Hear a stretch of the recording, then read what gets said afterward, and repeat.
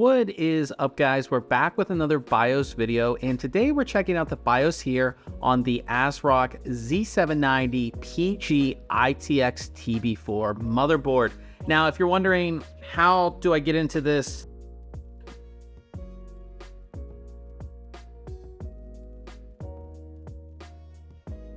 Not the backspace, it's the actual DEL or delete key. Just keep on hitting that and you'll be dropped into the BIOS.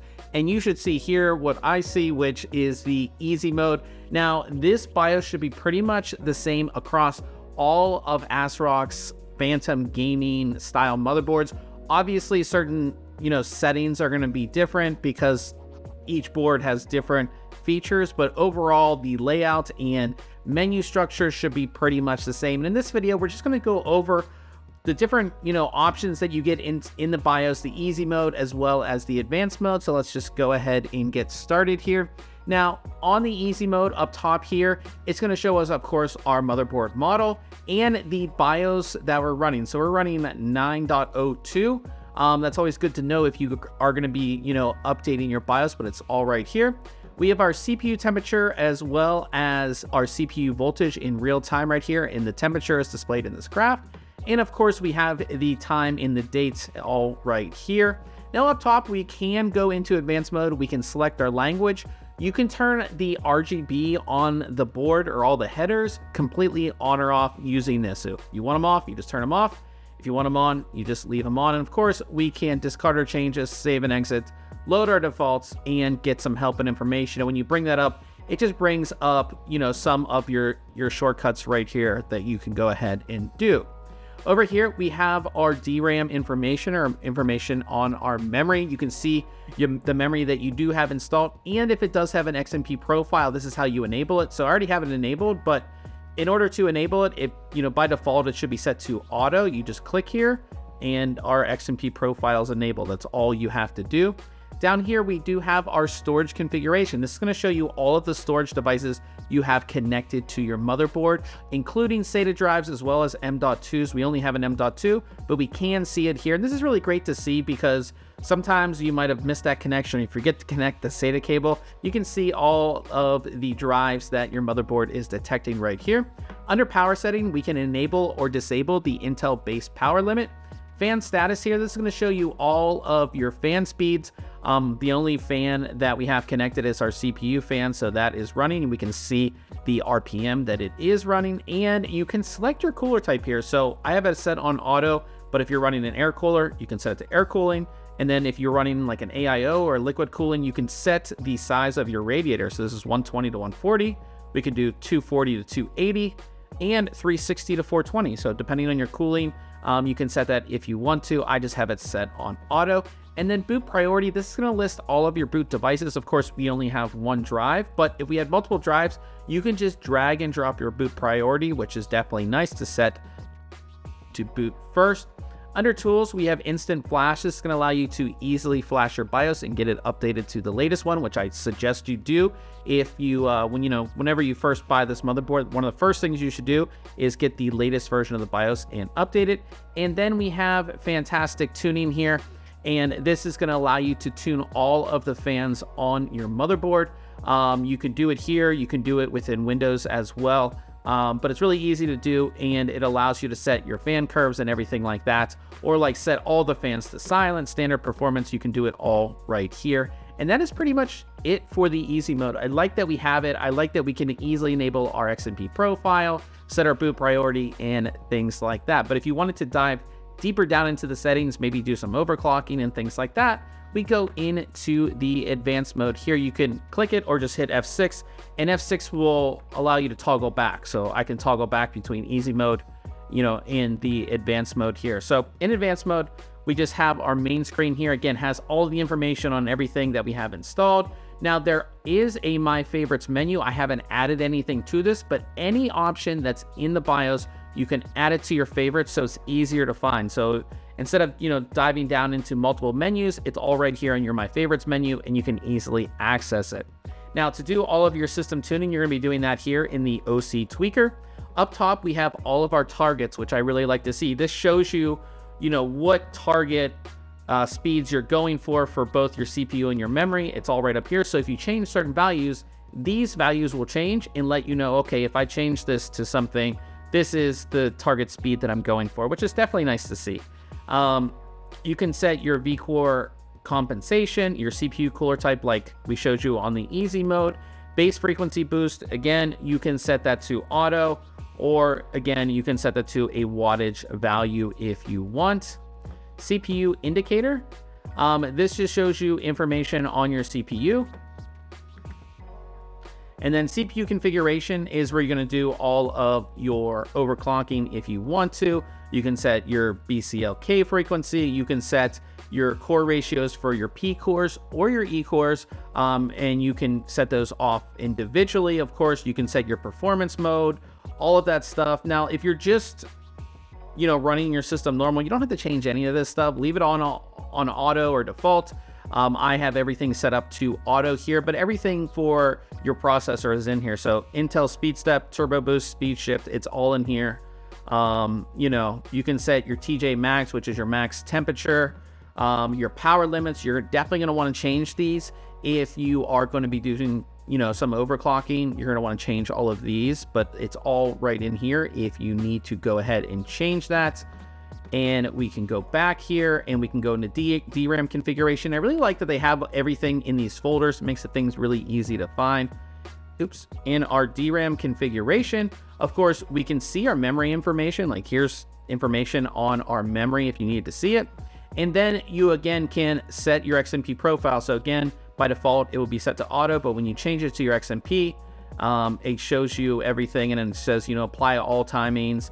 And you can set things like dynamic memory boost, you can set your real-time memory frequency, your DRAM frequency. So again, if you're just doing like a simple memory overclock, you can actually just change your DRAM frequency to whatever, this is DDR5 5200, but say if you want to do like a simple overclock to maybe 533, we can just select that and then hit save. You don't have to change timings or anything like that. But if you're just enabling XMP profile, of course, just keep that on auto. And then you can do all of your timing. So again, if you want to loosen or tighten your timings, you can do it all right here. Very easy to do. And then again, all of your timings are all right here, which you can see. So tons of timing stuff as I go down here, and we get all the way to the bottom. So all of, again, timings and advanced settings for your memory. But again, I think most of you are just going to be enabling your XMP profile. You just do it. Again, this is going to be set to auto, and then you just hit XMP profile 3. Very easy to do that. Voltage configuration. So this is where you're going to find all of your voltages. So you can set your voltage mode, stable mode, OC mode. Probably if you're overclocking, change it to OC mode, but we're not running any overclock here. You can set your CPU voltage here, so to a fixed mode or an offset mode if you want to, your load line calibrations. And again, this is all your DDR5 stuff as well. So this is not in the DDR5 or memory menu. It's all right in here. So again, I like that. They have all the voltages stuff in one page. So if you need to change all of your memory voltages, you can do that. E-core offsets, P-core offsets, everything is right in here. So again, everything to do with voltages is just right in here and very easy to find. And then we have our fiber configuration. Again, you can change this if you need to, but again, I would just leave everything kind of how it is if you're just running this normally. And that is it for the OC Tweaker. Again, very easy to find everything. Everything has a folder. And of course, if you are going to be doing any overclocking, everything is, like I said, easy to find. Under advanced CPU configuration, again, we can see information on the CPU that we're running. We can see, P-core information, E-core information. You can set the microcode update. So, you can set what microcode update you're on. You can set up, hyperthreading, per core hyperthreading. If you want to enable or disable your P-cores or E-cores, you can go ahead and do that. You can set your C states, turn on thermal throttling, all that kind of stuff to do with the CPU. It's right in here. Chipset configuration. Again, this is everything else that's on the board. So if you wanted to use the internal graphics on your CPU, you can actually change this to onboard. It's set by auto by default, and if you have a graphics card installed, it's going to run from your graphics card. Everything else, your link speeds, you know, iGPU support. You can turn on your Ethernet, you can turn on your audio, you can turn on your Wi-Fi, all that kind of stuff you can set right up here. You can turn your RGB LEDs completely on or off. Again, same thing right in here. You can go ahead and do that. Storage configuration, of course, is everything to do with storage. So you can turn your SATA controllers on or off. You can set your mode selection. You can go ahead and go into each one as well. So you can see there's a folder for each connection. So if we go into our M.2, we can see information on the drive that we are running here. And again, SATA will give you the same thing. NVMe configuration, again, we just have one drive installed, so we see it right here and have the information on it. Intel Thunderbolts, we do have Thunderbolt on this board, and this will give you, you know, you can set Thunderbolt boot support, Thunderbolt USB support. You can set it all right in here. ACPI configuration, USB configuration, again, everything to do with your USB. And if you're having like issues with USB, you can see how many devices are connected. You know, so if something's not connected, you can see, okay, you know, the motherboard's not seeing it. And then your trusted computing and everything like that, you can set all of that if you had a TPM device and things like that. And then you can set your UEFI setup style. So this means that when you boot into the BIOS, you know, as you saw, we went right into easy mode. So if you didn't want to go into easy mode, if you want to go right into the advanced mode, you can go ahead and do that. Active page on entry, that's going to be for the advanced mode. So if you are booting into the advanced mode or switching into the advanced mode, you can pick which, you know, which page you want to go into first. So it just saves you a little bit of time. You can go ahead and do that. And then full HD UEFI, just always have this to auto.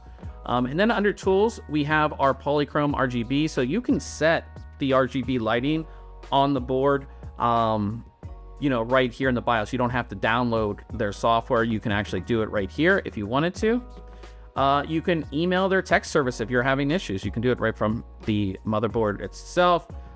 There's an SSD secure erase. That's for 2.5-inch SATA SSDs or M.2 SATA SSDs. And then there is an NVMe sanitation tool. That's for your NVMe SSDs. Auto driver installer. So when you first install Windows here, it's going to go ahead and ask you, you know, you boot into Windows for the first time, it's going to ask you to download and install the ASRock driver installer. It is enabled by default, you know, but once you do it the first time, it won't ask you again. But I really like this because it allows you to download all your drivers right at once. You don't have to download them individually off of the ASRock website. So I like that. And then of course we have Intel Instant Flash and Intel MEI Flash. And then a hardware monitor is going to show us everything in real time. So all of our temperatures, all of our fan speeds, all of our voltages, everything in real time. And again, we have the fantastic tuning, which we were in earlier. You can go ahead and do that. There's also fan tuning, which will run tests and kind of set the fans to their optimal mode. And then you have your settings for each one of the fans as well. So you can go ahead and set all that up right in there. And then under security, you can set up a supervisor password, a user password, secure boots, Intel PTT. So again, if you were installing Windows 11 and for some reason this was disabled, it's enabled by default, and it says like you can't install Windows 11, you just enable Intel PTT right here. And then we go over to boot. You can set your boot options and things like that. Of course, you can do all this in easy mode as well, but this is everything to do with boot. And then we have exit. And under exit, you know, you can save changes, discard changes. And then there is a boot override, which is really good as well. So you can boot from an, you know, a flash drive the first time, and then when the system reboots, it's going to do its normal boot into your normal SSD. So really easy to go through this BIOS. I think ASRock really does it well as far as organizing everything. Like I said, everything is in its like little folder here. And then if we go into the easy mode, you know, everything is just what you would need on your initial boot, enabling that XMP profile, setting your boot priority, flashing your BIOS to get the latest version. Everything is right here. Super easy to do. So again, guys, this is just a walkthrough of the BIOS. If you have any specific questions about this BIOS, definitely leave it in the comment section below. And if you did enjoy this video, I would appreciate it if you hit the thumbs up. We'll see you guys in the next video.